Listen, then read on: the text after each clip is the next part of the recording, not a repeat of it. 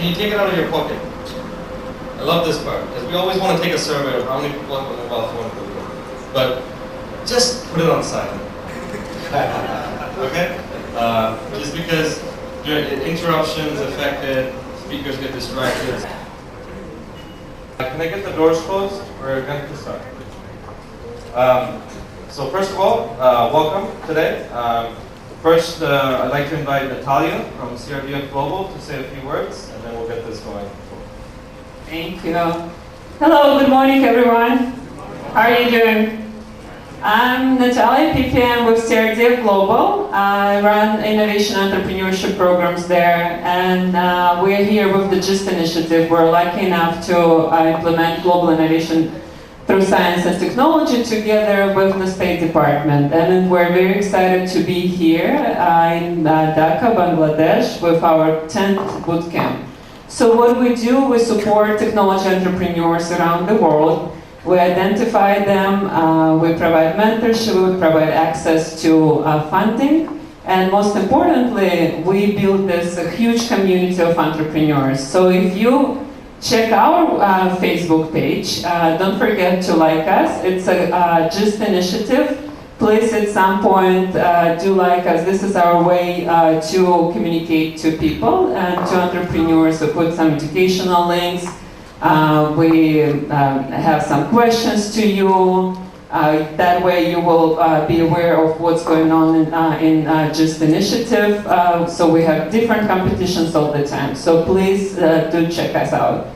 And in Bangladesh, we were lucky enough to partner with StartupDhaka and to organize this bootcamp. So today is actually the third day. It's a demo day, but we spent day and nights, very intensive 2 days, training the 30 companies that you will see today in the second half of the day. They went through the intensive training, and they had individual mentorship and also the pitch session. And the judges yesterday identified 7 startups that will pitch today. So you will hear from your peer entrepreneurs today on the stage in the afternoon. With that said, I think we have a couple of international experts that we invited to come with us. And I think because they were already here, we thought, why don't we open this to a much broader community? And I'm glad we have a full room. This means that entrepreneurship is a subject, trendy subject here, and a lot of young people want to be involved in entrepreneurship. And I'm sure you will learn a lot from the experts that we have. We have entrepreneurs, investors, and they've been in business for many, many years in the States. They've traveled around, and they have a lot of insights to share with you. I wish you a very good day, and we'll be talking more throughout the day. Thank you. Thank you, Natalia. So how many of you guys are sleepy? 9 o'clock in the morning, early. Sleepy? Yes? A little bit. Come on, don't lie. I can tell you're sleepy because you're not raising your hand. Obviously. Yeah, well, we will get you up. We will wake you up, and we've got some fantastic things, fantastic speakers, and some cool activities in between. And you know, it's hard how you can do this. Bangla to bolbo, but আমাদের স্পিকাররা কিন্তু আজকে ইংলিশে কথা বলবে। So ওনাদেরকে আস্তে আস্তে কথা বলছি। So anyways, before we start, first of all, we'd like to thank a few people. It's good to thank people in the morning. Because then we got everyone's attention. First of all, I'd like to thank the US State Department, StartupDhaka Global, StartupDhaka for putting this event together, the bootcamp and demo day. Then we also have a lot of community sponsors and outreach partners. First of all, the Citibank, LR Global, Popular Life Insurance, American International School, where we had our bootcamp for 2 days, Instar, Amra, Powering the Internet, Magneto Digital, Kanda Group, Orchid Printers. Then we also have media partners. We have Radio Shadin, Independent, Dhaka Tribune, and the Iktifaq. And our outreach partners who helped us get a lot of the noise out in the market. Basis, Bangladesh Brand Forum, ESAB, JCI, Dhaka, Cosmopolitan, GBG Dhaka, GDG Dhaka, VBD, Preneur Lab, ELANS, World Bank, and The Wave.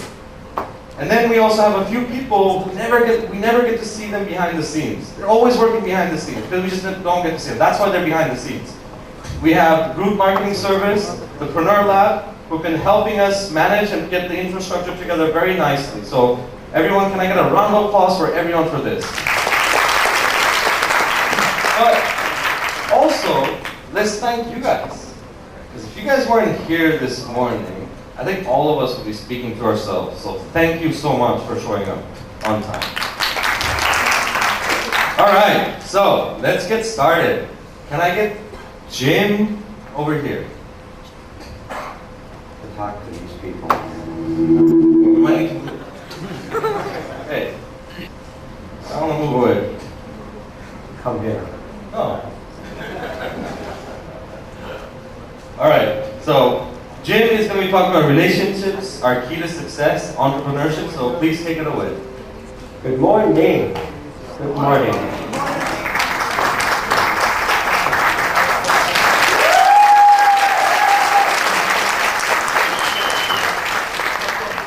You have to know how far we flew. You would applaud. So all of us are here because of some relationship with someone. Our relationship with someone or something brought us to the seat you're in. Relationships are the key to our success. Now, you got to have a good idea, you got to have a good product, you got to know how to run a business, manage people. But the basis of all that is relationship with people. So how am I here? Well, there's a gentleman right here in the front row. Can you stand up, Ovidio, and look at these people? This gentleman is from Romania, originally, and I met him in 1997, and he came up to me and said, "You have to come to my country," after I spoke. And I went, and now I have an office there, and I've been going ever since. So I'm here because of my relationship with Ovidio, who you'll meet later on in a fireside chat session. I want you to turn to the person next to you and tell them how you got here. Was it a relationship? Did somebody tell you about it? Turn to the person next to you and tell them. Go. I have to talk to the chair.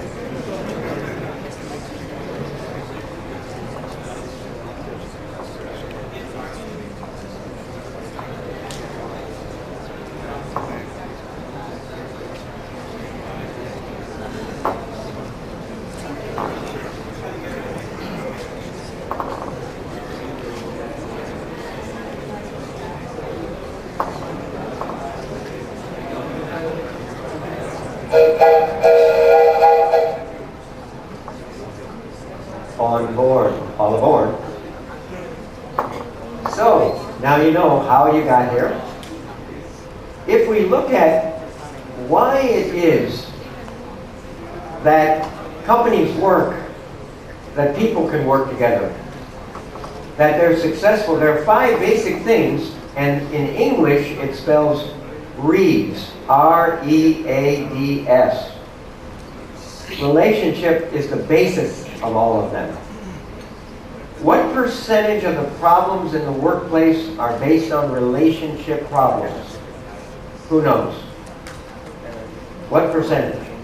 High? Low? High. At least 50% of the problems in the workplace are due to relationship problems. Then if you go up the ladder, 30% are based on expectation problems. I didn't tell you what I expect, you didn't tell me what you expect. We're not going to be successful without clarifying expectations. If we don't clarify expectations, we make assumptions. And that's part of the 30%.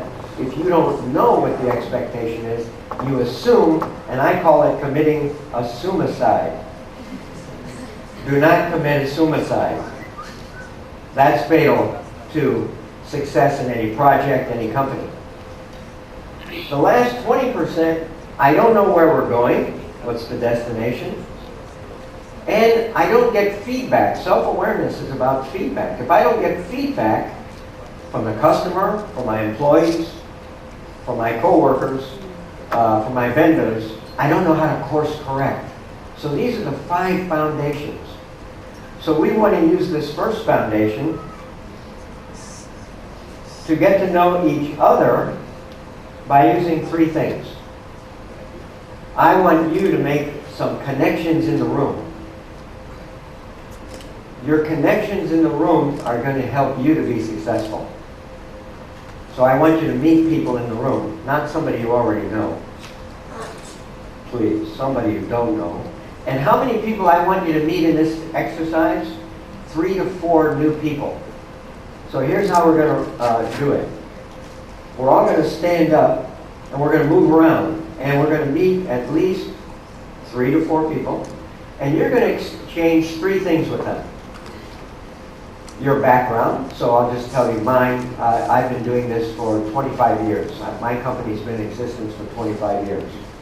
If your company is 3 years old, it's good. If it's 10 years old, it's very good. If it's 25 years old, it's beautiful. I have a beautiful company. Now, my background is I used to manage a magician in Hollywood, a star in Hollywood. I've run other companies, worked for universities. That's part of my background. What are my interests? I love sports, any kind of sport. I hear cricket is a sport here, right? First time I was at a cricket match in South Africa, after about 4 or 5 hours, I said, when are we going to know who's going to win? And the guy said, in 4 more days. What? I love sports. I love one-day cricket matches. A goal, I just wrote a book, but I'm writing another one. I want to publish that book. So that's my background. That's my 3 things. You're going to share your 3 things with 3 or 4 people. You have 7 minutes. You'll hear this at the end of 7 minutes, and then you'll take your seat again. Okay, you ready? Ready? Get up. Go! Side. Yeah, lots of room to the right. Don't prison. So you guys can also move to the side. Please leave those lights on too. We like to Oh, You guys can move to the right. There's a lot of room on the right. After I get dancing, is Jaga se we can do it.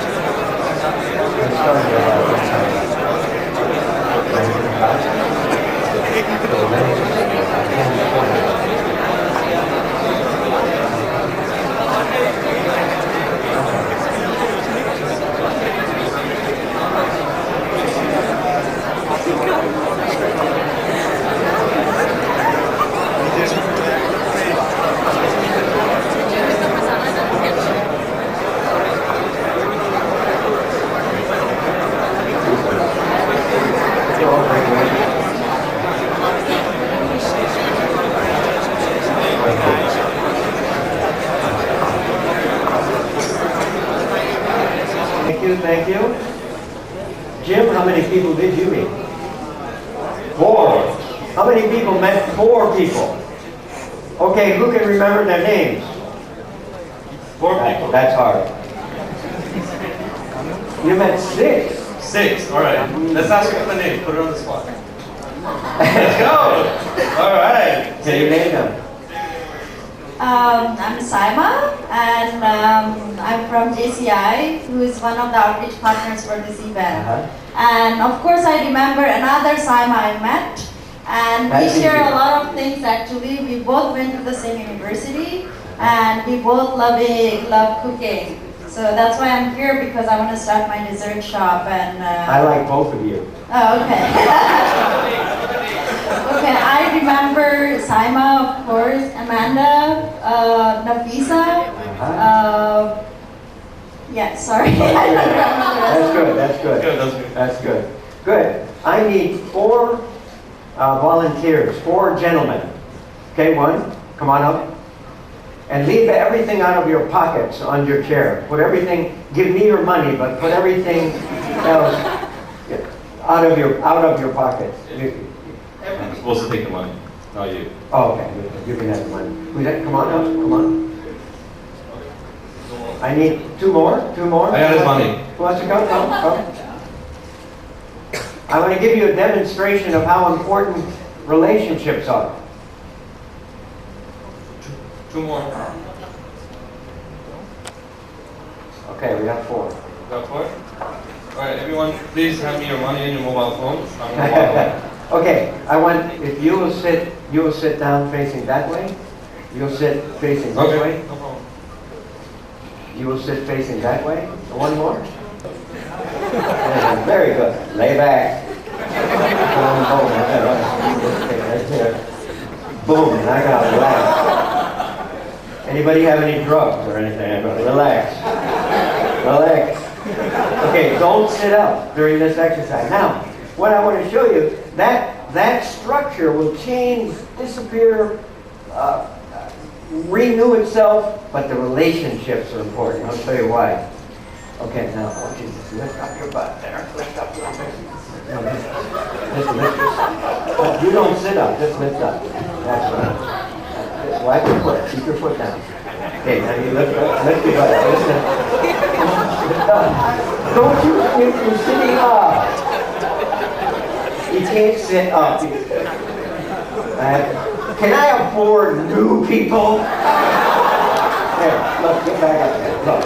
Now, sit up. Let's try this again. Now, sit back in your chair. Relax back. Don't move. How do I say that in Bangla? Don't move. Okay, got it. All right, now. Okay, lift your butt up again. That's right. Don't move.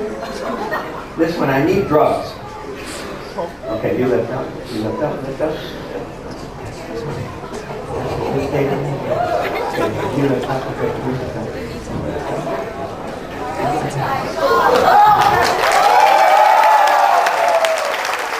All right, let's go to lunch.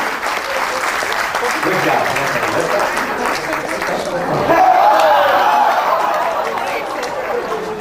You didn't learn about lifting out. Here, take the chair with you. Go ahead. Now, the next fellow I want you to meet is Dr. Chiputra. This is Dr. Chiputra right here. He's 80 years old. He's a billionaire in Indonesia, in Jakarta. And he spoke at one of these GIST conferences. He established a university for entrepreneurs. He said an entrepreneur recognizes an opportunity, adds innovation, and takes a calculated risk in its execution. Everybody has a different definition. Every one of them helps you at a different angle, with a different angle. There's a picture of him doing a project. He said, I realized the precious competency of entrepreneurship could lead me to such success that I should share that with the world. And what he said is, I learned how to turn dirt and scrap into gold because he's a developer and a builder. He built Jakarta. At age 12, his father was killed in a war in Indonesia. He had to support his family starting from age 12. He went from nothing to a billionaire. If he can do it, we can do it. Somebody came up to me and said, I want to start a business, but I'm afraid. I need courage. And I'm hoping to get some while we're here. So the foremost important words from another entrepreneur friend of mine is, you can do it.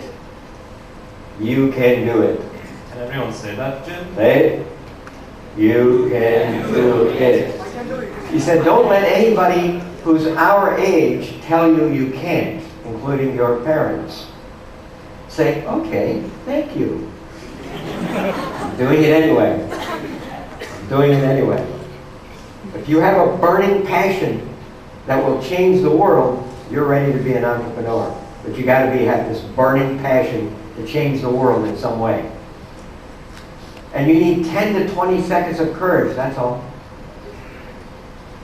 There's a movie called We Bought a Zoo. Anybody? Yeah, how many people saw We Bought a Zoo? Remember in the movie, when the father tells the son is afraid to tell the girl he likes her? And he said, son, you just need 10 to 20 seconds of insane courage. If you have that, everything else, and then you have to do it over and over. There's another 10 to 20 seconds. Here's another 10 to 20 seconds. And you understand that you have to go ahead not knowing whether it'll succeed or not. You just go ahead and do it. Here's an important issue. How you're talking to yourself is important, and how you're speaking to other people. I need a very strong gentleman, very strong and handsome. Nobody? Come on up. Not very handsome, you said? Oh, not very strong. Okay. All right. Now, how many of you are taking a lie detector test? Come on, right up here. How many of you take it? No, this isn't going to be a lie detector test. This won't be a lie detector test. But how many have taken one? Anybody? Okay. Some of you should. Just kidding. What that lie detector test measures are changes in your physiology when you tell a lie or when you tell the truth. Your blood pressure changes, your heart rate changes. All of us have probably heard of the Russian Pavlov. What did his dog do? Salivated when it heard the bell. It didn't see the food, it didn't taste the food, but it salivated because it associated that bell with the food. That means there's a mind-body connection. So we can have the physiology of an entrepreneur or the physiology of success or not, depending how you talk to yourself, how you relate to yourself. How many people talk to themselves here? Raise your hand. Okay, the people who didn't raise their hand, they're going, do I talk to myself or something? I see other people talking to themselves. I don't know if I do, really. Everybody talks to themselves 60,000 thoughts a day. That means about 1 million words. You have this conversation going on with you. That conversation structures how you will approach life and work. I'll show you. Using another technique called manual muscle test. You're going to do that in a second, so watch carefully. Are you right or left-handed? Okay. You'll take the arm, the strong arm out, straight out with the thumb down. It locks the elbow. Stand back here a little bit. It locks the elbow and it isolates the deltoid muscle. So, and you press it to the wrist. So, all your strength, don't let me put your arm down. Okay? Resist. He's pretty strong. And pretty good looking. Isn't he good looking? Okay, that's pretty strong. Now take this hand, put it on your forehead. Okay? Don't let me put your arm down, okay? Resist. Feel it? Yeah. So this disables the body. It interrupts the energy flow. But what's more powerful, this is physical imbalance, is mental imbalance. How you think, every cell of your body obeys your thought and changes its chemistry. Say, I can't do it. I cannot do it. I can't do it. Say, I cannot do it. I cannot do it. Okay, resist. Yeah. Now, let's turn it around. I can do it. I can't do it. Okay, resist. You feel the difference? Yeah. Yeah. Every cell of your body responds. Say, she makes me so mad. Okay. Resist. Okay, now if she makes him so mad, who has the power? She does. No one ever makes you mad. You decide to get mad, but it takes 1/10 of a second, and then you get mad. Now, here's the truth of the matter. Say, I decided to get mad at her. I decided to get mad at her. Resist. See, he still has the power. You feel it? You feel it? Yeah. So, everything you say or do will empower your system or disempower it. Now, I'd like you to just stand up where you are, person next to you, and try this muscle testing. Just attempt to do it. Take their strong arm, and use it. Go ahead. Ladies with ladies, men with men. Yes. Okay. I'll make money, so I can't get mad at her. Good idea. Good business partner. Let's give him a hand for coming up here. Stand up and give it a try. Stand up. Muscle test your neighbor.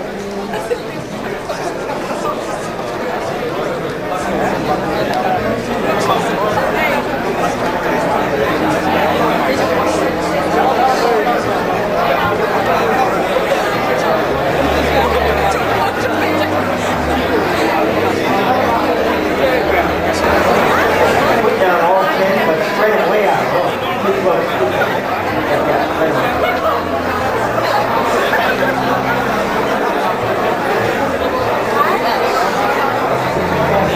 Like this, why do we want to know what relationships do?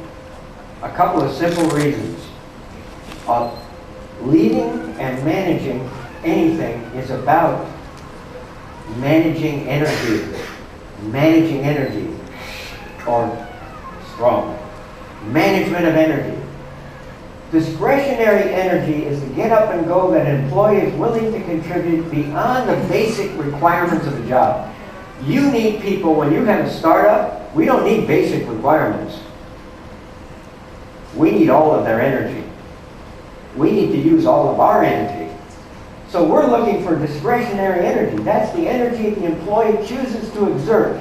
The key word is chooses to exert in service to coworkers or customers at work, or not. If you're passionate about whatever you're doing, you bring energy to the workplace, to your project, to your startup. If you bring that energy, then you energize others. If you see that they're not giving you discretionary energy, they're on the wrong team. They need to give the discretionary energy. So how we talk to them, our relationship with them, all play a role and a part in being successful in life. You have to handle your energy, and you have to watch how you handle other people's energy. You can sabotage yourself by the way you treat people. Your vendors, your coworkers, all. Now here's our final exercise. In that part of the room, we need to spread those papers out further. Spread them out. I don't think they understand it. Okay, say that and bottle up, please. Anyway, you'll see newspapers sitting on the floor. What I want the ladies to do is go around one of those pieces of newspaper, stand around one of those pieces of newspaper, the ladies. For the men, I would like about 10 people around every piece of newspaper. So manage yourselves, 10 people around every newspaper, the ladies get around their own. The ladies have the first newspaper up front here. Ready? Let's go. Everybody go.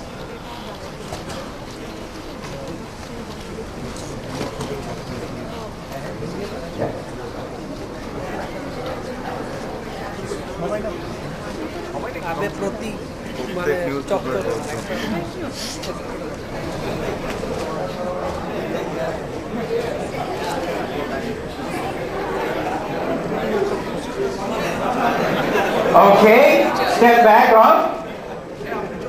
Now, here's what I want you to do. I want you to fold the newspaper in half. Okay. If you have a bad knee or a bad back or something, step off and don't do it, just observe. All right, ready? Step onto the newspaper. 1 foot on the newspaper, 1 foot in the air, go.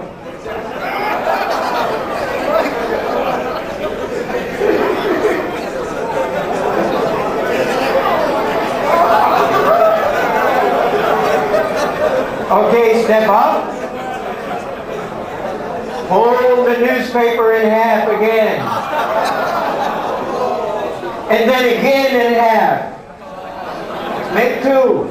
Now, this is what happens. This is what happens in the workplace. Resources are getting slimmer, less and less, and we still have to accomplish it. Remember, the way you tried to accomplish it before may not work. So, one foot on the paper, one foot in the air, go!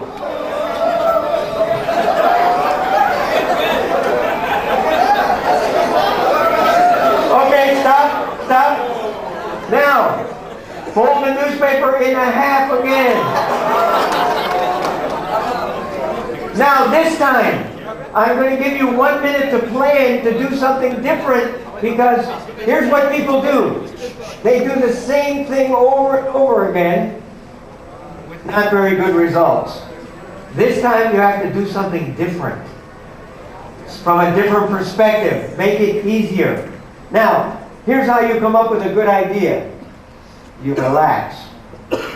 If you put pressure on yourself, the idea is chased away. Think this. I'm trying to remember somebody's name. I'm trying to remember their name. You cannot remember it until you walk away and you've relaxed and you go, Jim. Wow. Jim. Beautiful. So now, 1 minute to plan, and then I'll tell you, put your foot on the paper, one in the air. Remember, change your perspective. Get creative. Ready? Go. Planning, 1 minute. Excellent.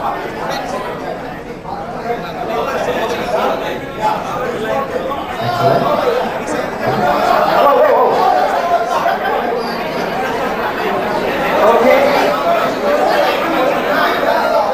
Okay, stop what you're doing.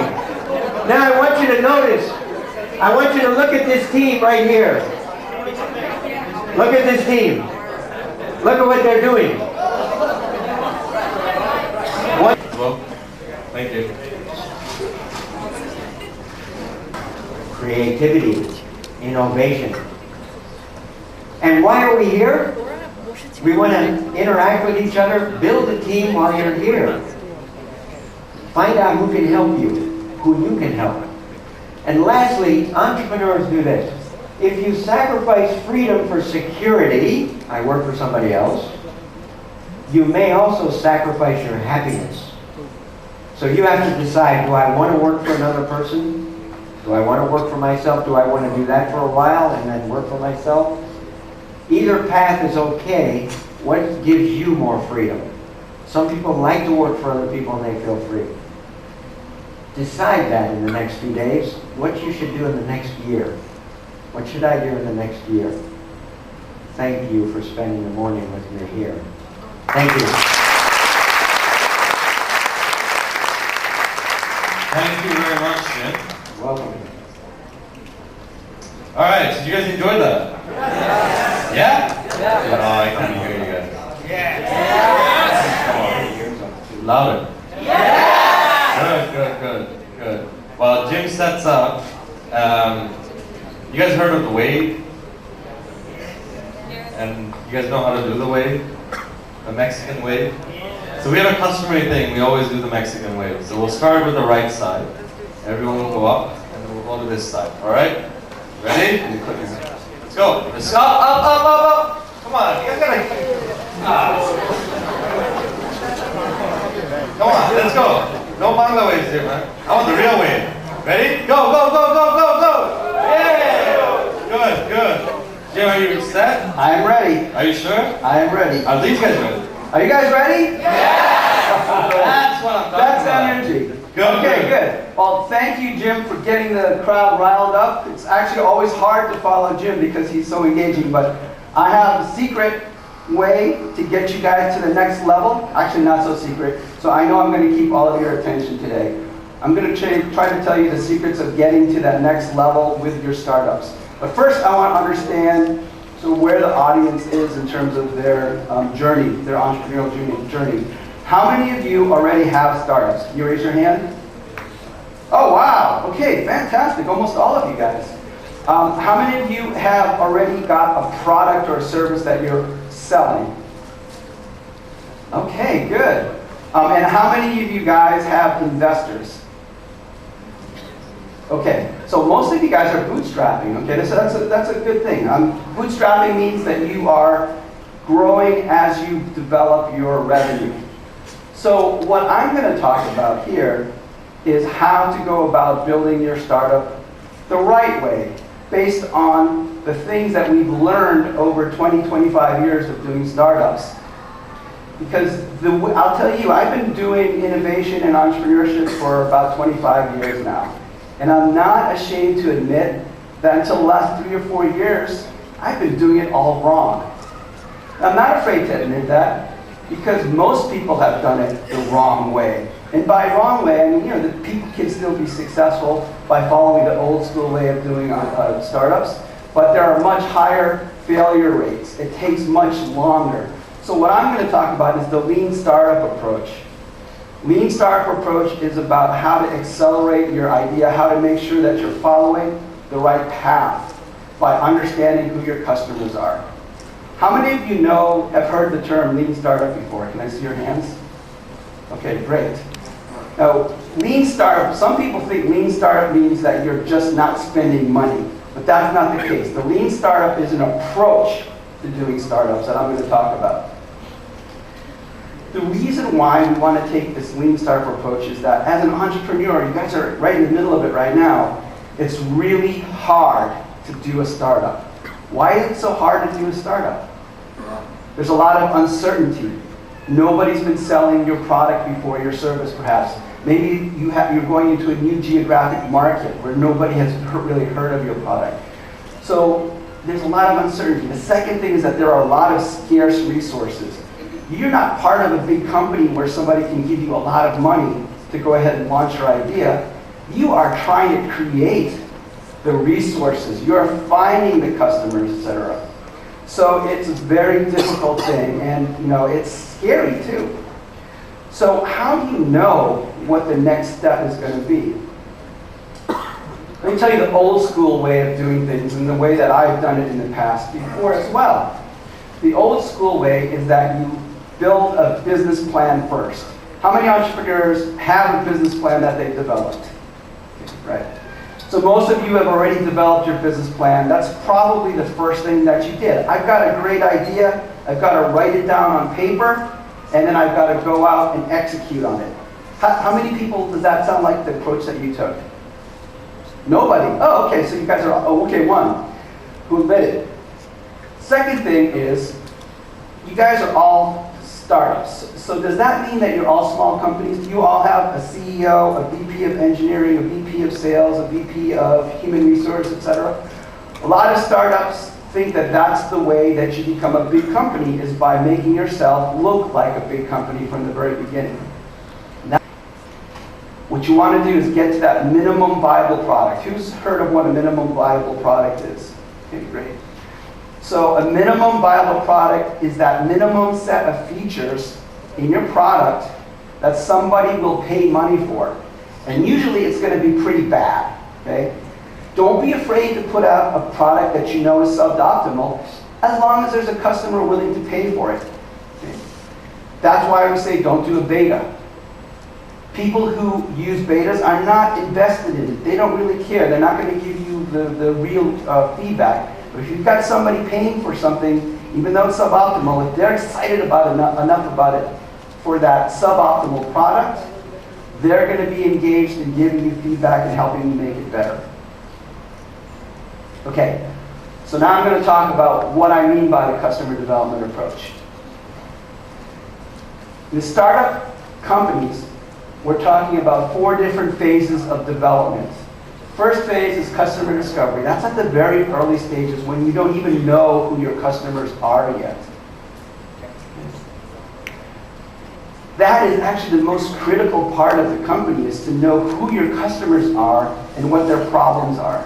That's the customer discovery phase. The next phase is, once you've got a pretty good idea of that, how do you know if you're right?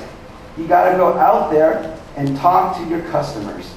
Talk to them and say, I've got this minimum viable product.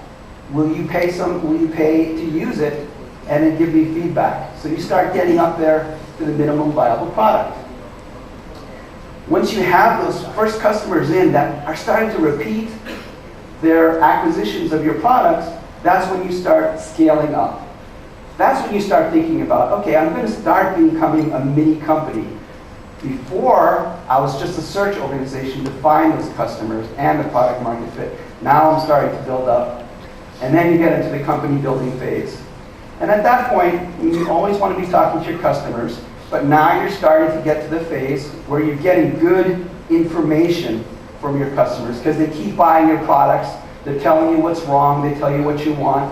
Okay? And then you can start thinking about being a regular company. Okay? Does that make sense to everybody? Have I convinced you that this is a very different approach, but it's an approach that is maybe a little bit alien, maybe counterintuitive, but it's an approach that we've shown works really, really well. And it'll get you to your goal faster. It'll get you to your goal with fewer failures. Okay? This is the approach that we advocate. Come on, guys, go back there. There's back there. There's someone hand up.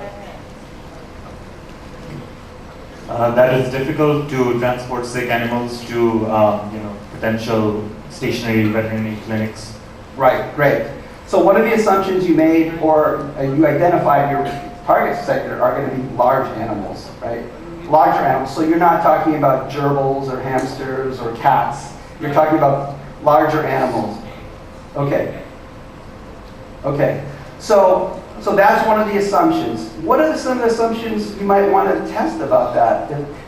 Is it true that it's hard to transport large animals? Are there enough large animals out there that you can create a market for? What are some of the other assumptions that you might have to make in order for this to be true? Any other ideas? Yes, right up here in front. Well, I think it's being live streamed, so people online can't hear. Yeah, go ahead. What is the income segment of the target demographics? Okay, right.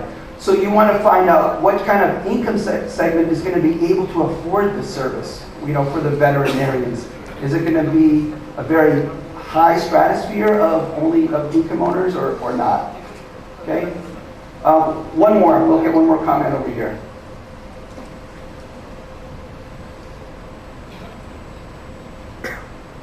Thank you. I think it's a fantastic idea. But I think he needs to also understand which area, like as you're talking about large animals, I think it's cow or camels.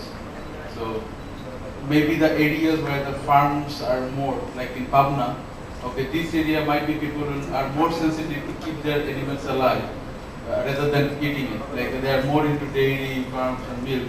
So which area you would like to start your establishment and how sensitive they are really about their cows? Okay, so are you talking about cows and camels and things like that? Okay, so cows and camels, that's probably not here in Dhaka. We don't have the cows and the camels in Dhaka.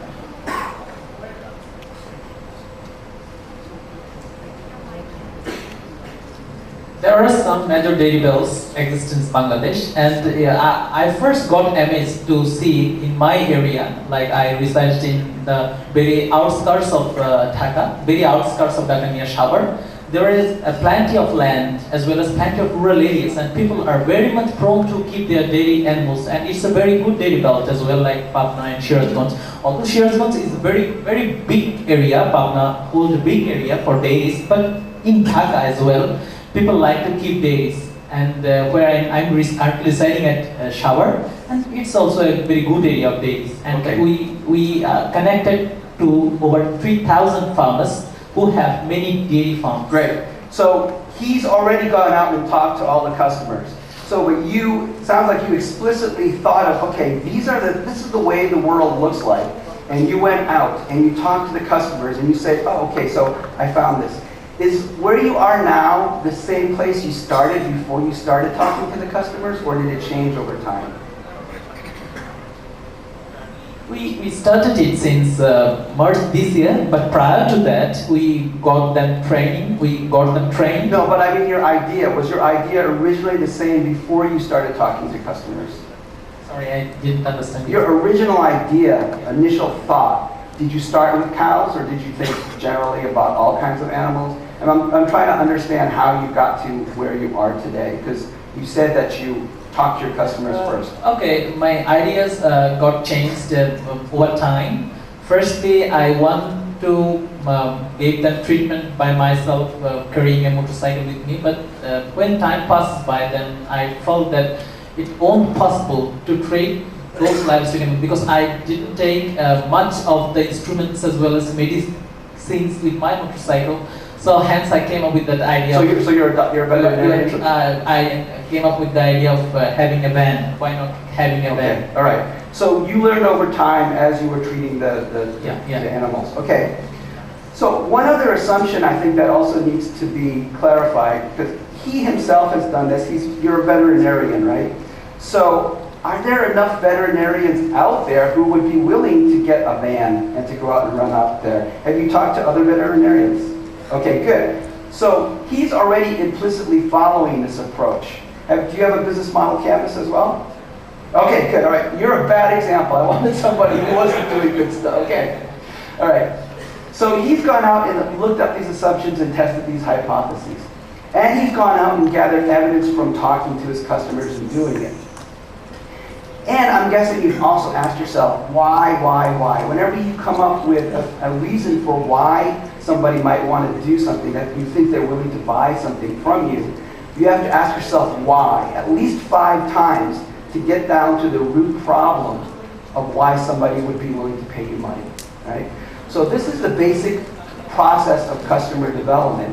And it's much better than if you had started out with your original idea of getting on a motorcycle and getting veterinarians to go around to different places without talking to the customers. If he had just gone out and bought 1,000 motorcycles and tried to sign up 1,000 veterinarians to go out and help the patients, then he would have been in trouble, right? Is that right? If you had gone ahead with your original idea without testing it out, then you may have been in some trouble, right?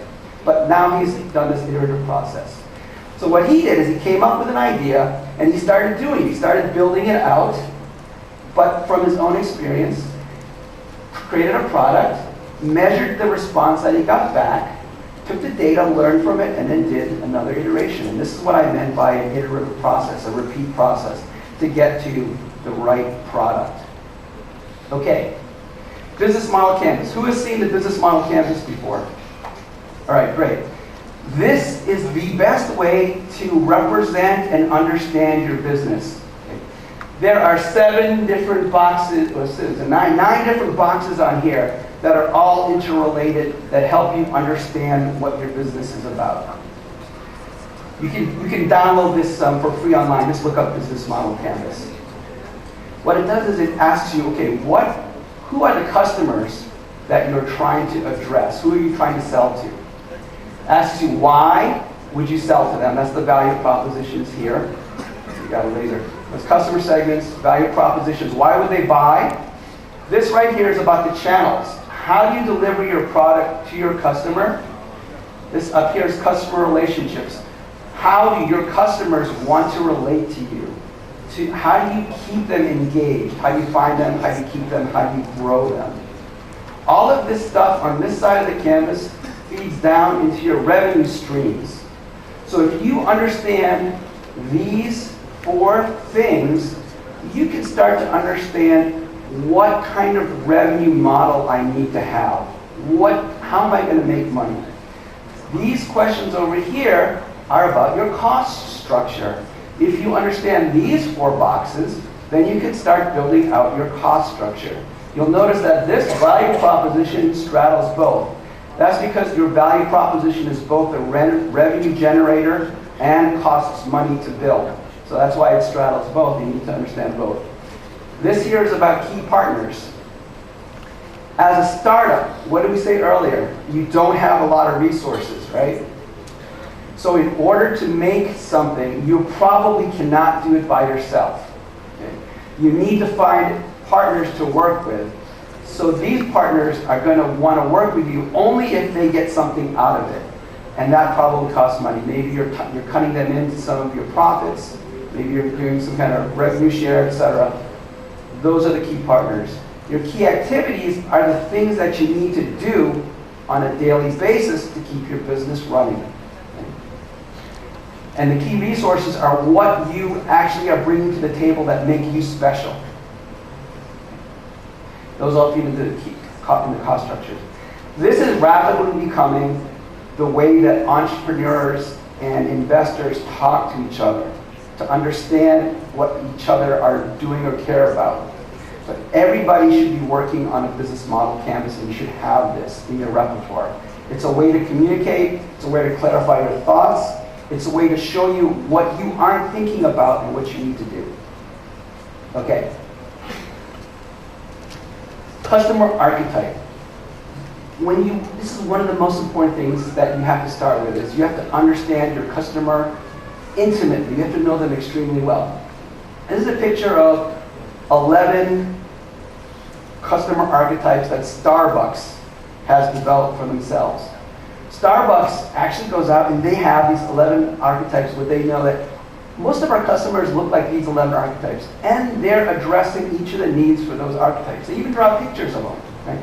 They want that picture to be in the minds of the people that are figuring out what the next steps are, and you should be doing the same. You should have an intimate knowledge of who your customers are. Otherwise, you won't know what to build for them. When you're thinking about value propositions, most entrepreneurs think about features. Okay? For that first picture of the Swiss Army knife, if I ask that entrepreneur, what do you do? What do you make? They're going to start saying, oh, I make a knife with blade, corkscrew, screwdriver, ratchet, wrench, whatever. Okay? But no. But that's not really what that entrepreneur is providing. What is that? What is a Swiss Army knife actually providing? Can I get an idea, some guesses from the audience? Is it really, I'm just providing a knife, I'm providing a screwdriver, and these things? What is it? What is it? Yes? Convenience, right? Because I can get a better knife, I can get a better screwdriver, a better corkscrew as a standalone, right? What the Swiss Army knife does is it's not just providing those individual things, it's providing a convenient package that's portable, mobile, okay? So when you ask somebody as an entrepreneur, well, what are you doing? Don't just list the features. List the problems that you're solving. The Swiss Army knife manufacturer or entrepreneur is going to say, I am providing a solution to this problem of the mobile camper or backpacker who needs to be able to easily open their bottle, do all these things, cut something when they're out in the field and they can't carry a lot of things.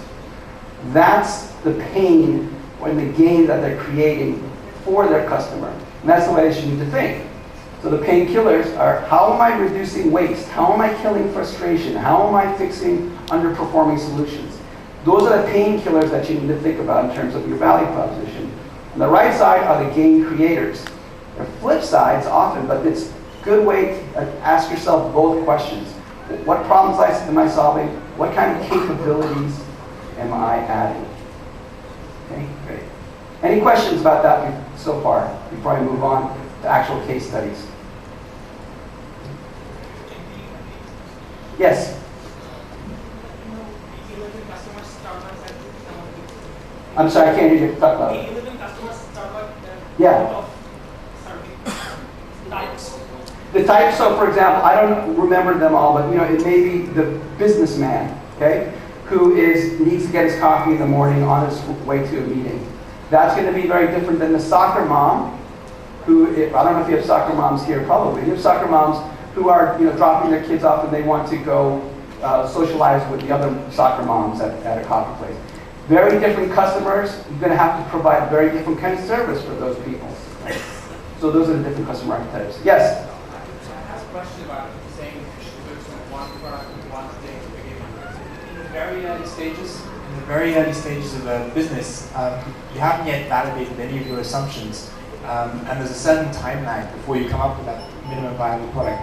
So might it not make sense to have a portfolio of different approaches and see which one works? And once you've found one that works better than the others, then you focus on that one thing.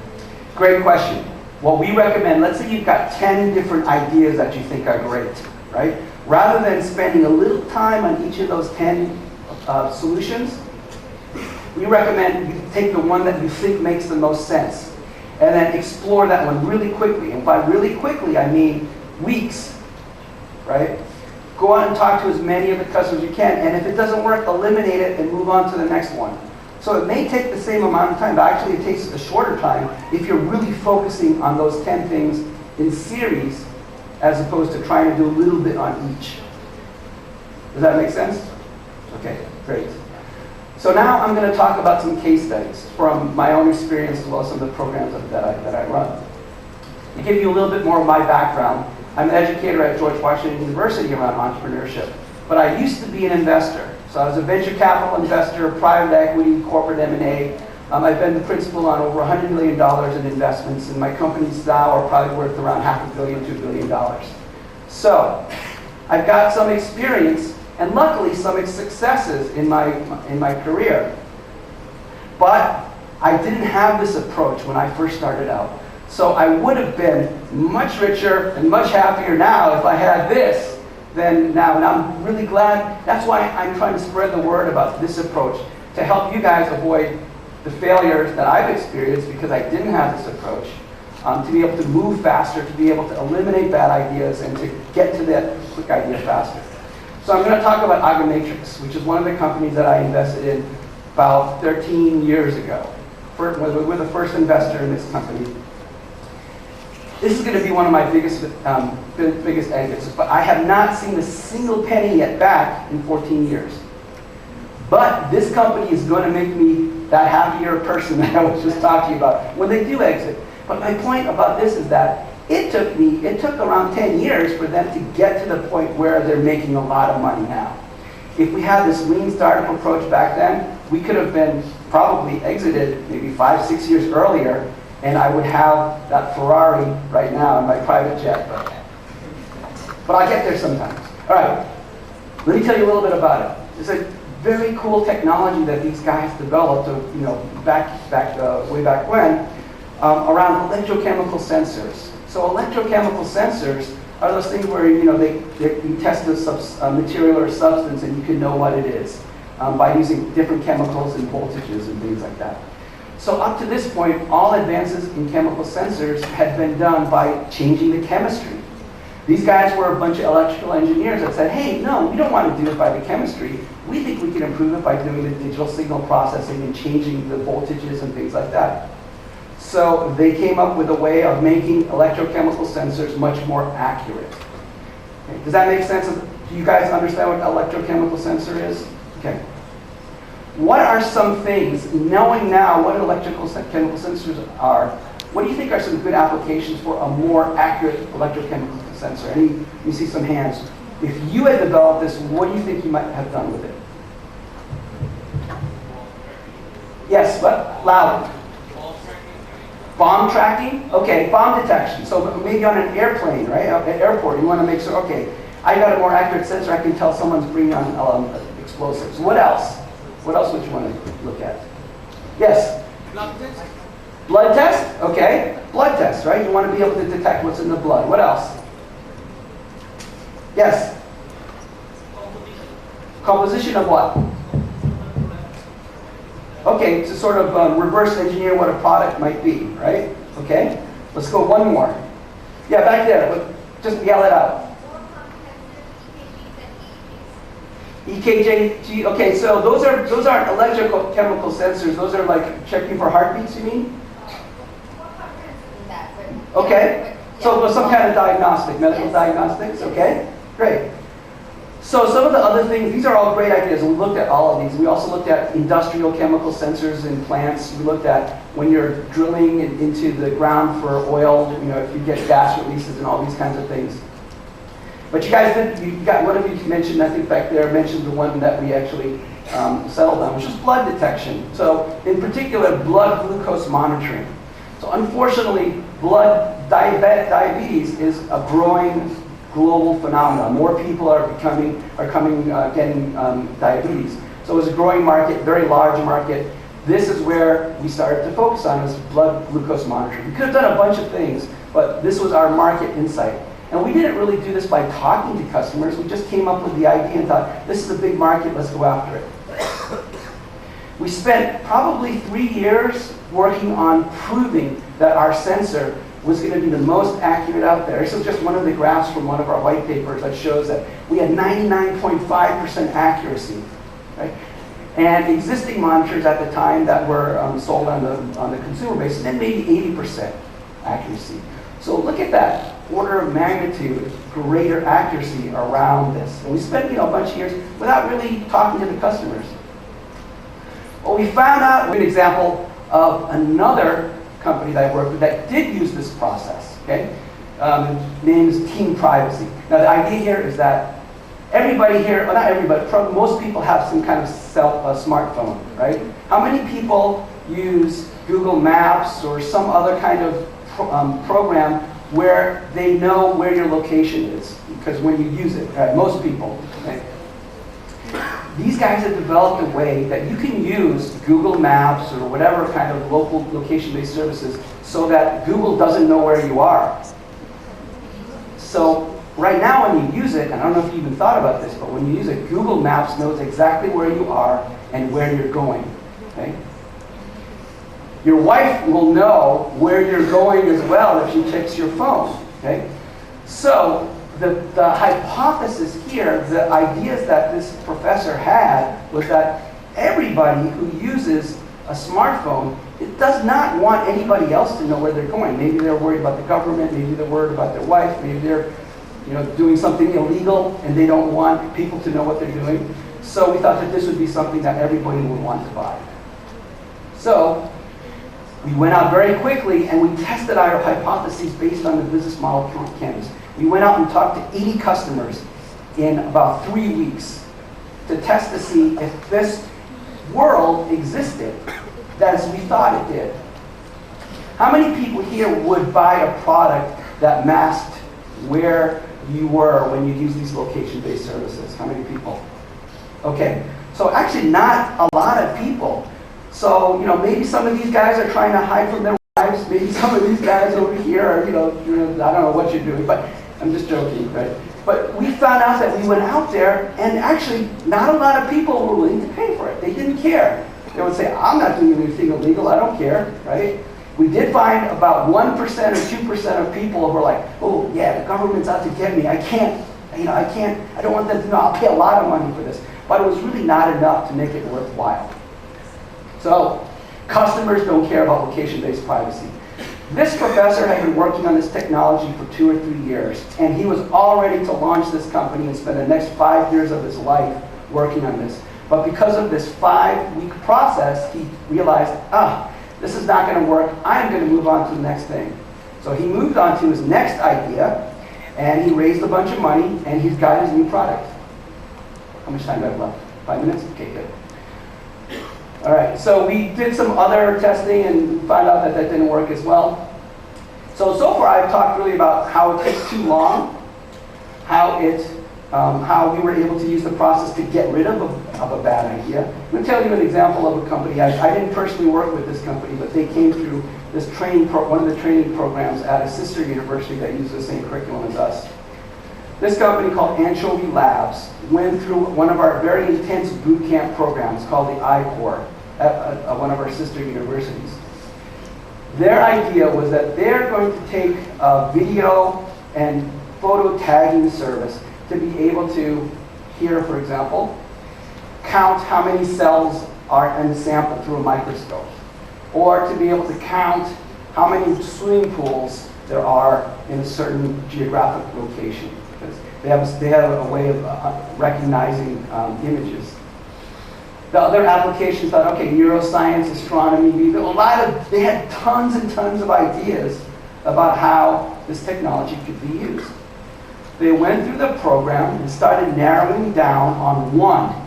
They went through and eliminated these other ones until they came up with one solution. Just a few months after they came out of the program, Dropbox acquired them. Do you guys use Dropbox here? Yeah, okay. So you know Dropbox, multi-billion-dollar company. Dropbox acquired them maybe just a few months after they went through the program. I don't know, it's not publicly disclosed, but the rumors I've heard for $30 to $50 million acquisition with a startup company that was only 3 or 4 months old. Right? because they went through this process and eliminated all the ideas quickly to get down to that one application that made sense. So you can see that there. This is a little logo of the anchovies going into Dropbox.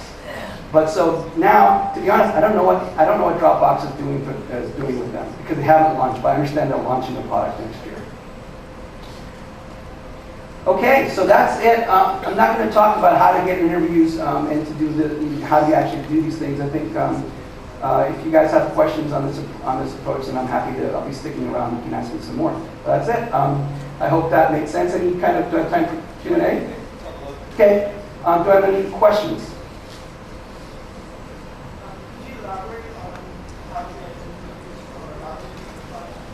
Okay, so you want to go out there and take advantage of your. So your product is an application, and your target demographic is very limited in ours. So what do you do to validate your idea and build your MVPs? So figure out who your target customers are, even if it's a small group, and you approach them and say, instead of saying, hey, I want to sell you something, you say, hey, I heard that you're the world expert in this area, and I want to share some, I want to hear what you have to say about this, and I want to share some ideas with you to get your expertise. So it works virtually as well. I mean, if you lay out your questions out there in like a forum. It works best face to face. Try to get those. If you don't have that demographic, right? Use Skype. Use Skype. Use Skype. You want to see their eyes, and if Skype doesn't work, use the phone. Great. Thanks. Okay. Any other questions? Okay, one more question. Okay, that's it. Thanks. Thank you so much. Thank you. So, how many of you guys are going to apply or go through this and actually try with your businesses or startups? Good, good. And how many of you guys are going to get Jim's email? Good. So you guys should go and get his contact before you leave. Okay. So, have you guys seen the movie Thor? Yeah? And you know the main character, Thor with the hammer. So, he's Thor and I'm the hammer. But, aside from that, Thor, so how many of you guys played Farmville and any of the Zynga games? You heard of Zynga? Yeah, so good. Zynga was probably the largest, is still It's complicated. complicated. Okay, but he is the lead architect, or was the lead architect of Zynga. And that's something great, because there's so much information he can share, and I'm sure a lot of you guys are going to ask him a lot of questions, and I know. But he's got a lot of other cool things he's also doing. So Thor, I'd like to welcome you today, and please take it away. Thank you. Thanks for having me. This is great. So, before I was at Zynga, well, currently I'm in New York. Before I was there, I was in Iceland, where I'm originally from. And not just in Iceland, the capital, but in a town of 550 people on the northern coast, about 4 hours away from anywhere. And as you can imagine, there's not much of an entrepreneurial ecosystem there. But it doesn't stop us from thinking that way, where you have to be scrappy. You have to figure out how to get by and what you want to do, and a lot of constraints. And a common theme in entrepreneurship is dealing with constraints. Because one of the defining characteristics of startups is that you don't have the same resources as a huge company. So even though you want to become a huge company, you're not there yet. So you got to work around all the things that are between you and a multi-billion-dollar valuation and all the resources that come with that, or an IPO or whatever it might be. So even though there's a personal story here, really the topic of this part is how to talk to investors and how to deal with investors and how VCs think and what they look for, etc. So what I want to do is ask you, or have questions from you about that, but first give you a high-level overview of how that works and how VCs think and what they look for, and how you guys can position yourselves and think of your companies in a way that would be attractive to them. So after growing up in Iceland, I wound up going to the States. And got the only job I could get there, which was really, really horrible, for not a lot of money, being paid in cash. And then discovered you could actually do a lot more instead of just with your hands by learning how to develop software. And that was the entry into entrepreneurship, was a mobile gaming company back in 2001. We raised money from family and friends, although usually it's called families, friends, and fools, because really they're giving you money with no realistic hope of a return. They just want to support you. They believe in you as an individual. And that, of course, failed. Lots of reasons why, but it doesn't matter. Next company was a enterprise mobile company, where we were doing enterprise security for mobile devices about 10 years ago. And that was the first taste of VCs. And when you talk to VCs, the same way you talk to your angel investors or your friends and family, the language just breaks down. Because you're not ultimately on the same side in the beginning. They're doing a job, you're trying to build a company. You want to get to aligned goals, but you're not there in the beginning. So what you have to do as you're raising money, so you have to find the people that are passionate about the same things you're passionate about and build a relationship with them. Come to a partnership of some sort where you guys are working towards a common goal. And if you notice, I said nothing about money there. It just so happens that what you have is the entrepreneurial drive and the passion and the ability to work 24-hour days, 7 days a week. And what they have is money and connections and all kinds of other things. So how you get them to believe in you is largely what I'm going to be talking about. That company, though, also failed. And that's another common theme in entrepreneurship. You have to be prepared to take a shot at something, knowing it's not really going to work. But you can't say that. You can't say, well, this isn't going to work, so I'm going to have 6 other backup ideas. So that means you're not passionate, you're not committed to the one thing that you're trying to do, that you're trying to get everybody to believe in you for. Because if you're hedging your bets, that VC has 20 other people that also want their money. So they have to believe that you're the guy that's going to take their $1 million, or whatever it might be, and create the next Google or the next Apple or the next major company. So after that experience, did a bunch of other things and wound up setting up Zynga's first remote studio, building a bunch of games, working on others, Farmville, Frontierville, Cityville, and a bunch of Facebook games. And this is now about 5-6 years ago. And that experience showed me what it takes to go from an idea and a small business to a multi-thousand person company in very short amount of time. And what hyper-growth really means. And what it means when you see something that's truly successful and it feels in a very real way like you're in a rocket ship. You have no idea what's going to happen, but you know it's exciting, and you're on board, and you're just trying your best to hold on. And that experience, once you see it, and once you're a part of it in any way, and as a part of the team, it's very hard to go back to a regular job. Because now you've seen something that's different. You've seen what happens when you hit on the kind of validation that Jim was talking about. When you get an audience that really is into your product or your offer or your service and wants more of it and more and more, and you're just trying your best to give it to them. Whether it be something as simple as virtual farming, where we're pulling in about $1 billion a year, literally selling virtual farm equipment. Where rationally, and it's stupid, nobody wants that.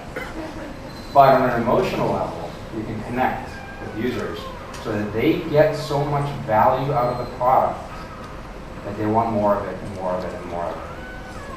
And that should be your goal as a startup, as an early stage company, or even as an entrepreneur before you have a company, is find that one thing that people can't get enough of. And then after that, started a handful of companies and was a bit savvier or smarter about how to handle the financing part of it. So one of them is a healthcare company. We raised just over $55 million and sold it recently for a lot more than that. So what I can talk about spans the spectrum of not a whole lot of money, barely enough to pay salaries for a month or two, to a fairly significant amount of money with a 9-figure outcome. So feel free to ask questions about anything in between. What I want to know, and I'm going to talk more about the structure of VC and how that whole thing works. But as you, I think all of you know, it's different here. So what I'm talking about is primarily how it works in the US and in other markets. But there are still lessons you can take from that and apply them here. The main one being understand who your customers really are that will love your product. And then the second one being have an aspirational vision of why you get out of bed in the morning, why your 10th employee gets out of bed in the morning, why your 1,000th employee gets out of bed in the morning, and it better all be the same thing. Because you're all working together towards a common objective, and you as the founder set that objective. So if you're just showing up to build a product or to do something that is an immediate time horizon that you just do, nobody's going to be inspired by that. This objective has to be an aspirational goal of how you're trying to change the world that others get behind. Because when you're trying to raise money, your investors have to get behind that same goal. No venture investor is going to invest in you to build one more product, one more line out of a factory or something like that. There are investors for that. But venture capital specifically exists for those people that are trying to change the world and need a lot of money to do it and a lot of resources. So being pragmatic and hedging your bets and all of those things while it's safe and comfortable is not what a VC will ever look for. Because it's okay for them for 20 out of 25 companies to completely fail, 4 out of the remaining to be okay, and for 1 to be a home run. So if they're just assuming that 80% are just going to just go away, they're going to take bets on people that are trying to do what in American terminology would be a home run. Is there a correct equivalent? A 6? There we go. So go for a 6, which doesn't sound right, but 6 it. 6 it. There you go. So if you're not doing that, keep iterating. Keep thinking about really what it is that drives you and what you can get others on board with, because that's the only way you're going to get proper investment. Now, the other forms are going to be from a bank, from friends and family, from a strategic investor, and that's going to be to expand whatever you're doing if you already have a business, or if you want to go into a series of things that might help with that. And those are also about relationships, with different types of relationships. So at the highest level with venture capital, it starts with friends and family, people that know you, that know you're crazy, but it just might work. They want to be there for you and they want to support you, so here is $10,000 or $20,000. Then, once you have something, there's something to show for, some idea of really what you're trying to do, then you go for angel investment. An angel investment will be similar dollar amounts, but your friends and family are already tapped out. They're tired of you, and you're not even welcome to the holiday parties anymore. So now you got to do something on your own. So you go to an angel investor, and you get to know them, and you go through a process with them that feels like they're just leading you on. But you have to understand that from their side, they have so many other people that they're trying to explore as well. They might invest 1 or 2 or 3 times a year. So you have to convince them that you're the one. Again, aspirational vision. So once you have that, and let's say you're successful there, now you have a little bit of money where you can start doing something. Right? Well, I do have some bad experiences with venture capitalists, so you can understand that I try to personally avoid them.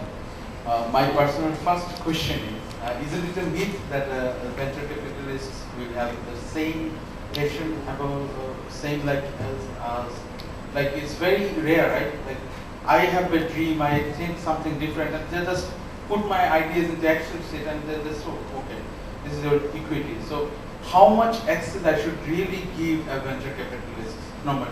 How much access? Let's say to my equity, or let's say operations. Like there are many firms that venture capitalists normally come. Like it can be a loan, or it can be some equity. Well, a loan is not. That's what I'm saying. That is not the same thing, yeah. So in part of equity, there is some decision making and etc. And all the time they just want to run down the costs and bring up the profits and etc. Well, they want the biggest outcome possible. So they're going to be pushing you. And if you note what Jim was saying earlier, it's been 14 years of this one company. For most VCs, that's not okay.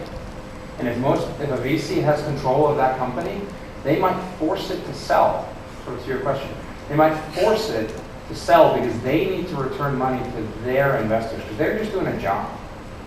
It's not that there's a bunch of rich dudes that are just giving you money because they feel good about you. It's they're doing a job of managing money from other investors that they have to invest in certain things that they told them they would do. And then 7 years later, they're going to give them their money back at whatever, hopefully, gain there is. I think also to add to this question, is like, how to manage the investor relation if you bring on an investor. Like, I think, do they micromanage? Do you give them everything? Like, I think that's something that we also ask about. So that's going to depend a lot based on where you are. So in the U.S., it's fairly good guidelines. It's like a blueprint of how to do that, how to govern a company, what board responsibilities are, what those roles are, and then and so on. Generally, for angel investors, if you're at the earliest stages, which probably applies to most of the people here, the least possible formal involvement and pretty much the greatest possible informal involvement is what you want to go for. So that you have people that are helping you out that are part of the team, but you can tell them to stop helping if you need to. Because you're so early that you don't want to paint yourself into a corner where you all of a sudden can't run your own company when you need to. So the investors are really running it because you don't want that in the earliest stages. But later on, sometimes that does make sense. There's a notable example of Box, which is a company in the US that just filed for an IPO and took it back, where the founder and CEO, and it's a multi-billion-dollar company, owns 4% of it. So other investors and other people own 96% of his company. He sold that much, but he's happy with it because he understands how the whole system works. He couldn't have done what he's done without that capital. So 4% of a few billion is enough for him. Question over there? No, I would like to build on what you said. The VCs usually they won't interfere in the company if everything goes great. The moments they will interfere where things are not going as you originally promised. But there's another part of it about the capital you attract. It's not just the money. All the investors, if you are well aligned with them, basically they want you to be successful because they are invested in you. So the more successful you become, the more money they make. And usually it's not just the capital. They will make introductions to different clients. Each one has its own ecosystem of relationships, and that works in California very well. Meaning they may have invested in other companies. What was the Zappos, for example, the same VC company that invested in Amazon.com also invested in Zappos. And surprisingly, at some point, Amazon bought Zappos for $1 billion. So the entire ecosystems of relationships, talking to what Jim was talking in the morning, that are also in the world of investors. So it's very important to see which investor can bring the most value in addition to the money. If you have a certain type of company, you have to see which investors have the best relationships with big companies in that area. And it's a nice alignment. And maybe you can talk a little bit about different types of Series A, B, C, D. So it's not just a one-time investment as the company grows. So, and just to follow it up a little bit, I think that's even more important here than elsewhere. The economy here is very much relationship-based. Whereas in the US, there's a bit of an insulation, but the funding ecosystem there is very relationship-based as well. So that's a very good point. But what the investors invest in is not your business. It's not the one thing you're going to do. It's not your new product or new widget or new whatever. They care about that, but they only care about that in as much as that is validation that you can execute for something. What they're investing in is you, is your team, and what you're trying to do together. So as you do that and as you're successful, now obviously over 90% of the time you're not going to be successful. So what I'm saying actually doesn't even apply. But keep trying. Do it over and over and over. Don't look at it as failure, look at it as learning. Now you've learned some lessons. They may have been expensive lessons, and I have a lot of very expensive lessons. But eventually you get to a point where things will start looking a bit different, and you see there's a path until you get to the next phase that you haven't reached before. And that might be your Series D, or your Series C, or your Series D, which are now growth capital, where the investors are looking for different things out of you. They're still looking for you and your team, but at this point it's no longer 4 or 5 people. At this point it might be 400 or 500. And now your company has changed in a very significant way, qualitatively and quantitatively. But it should still be true to whatever your aspirational vision is, whatever your goal is you're trying to achieve. And what the investors will look for at this point will now be financial metrics, will now be the health of the company. So now, if anybody here has an MBA, that starts becoming useful. Anything before then, it's all around traction, team, and what you're trying to do together. Any other questions? There?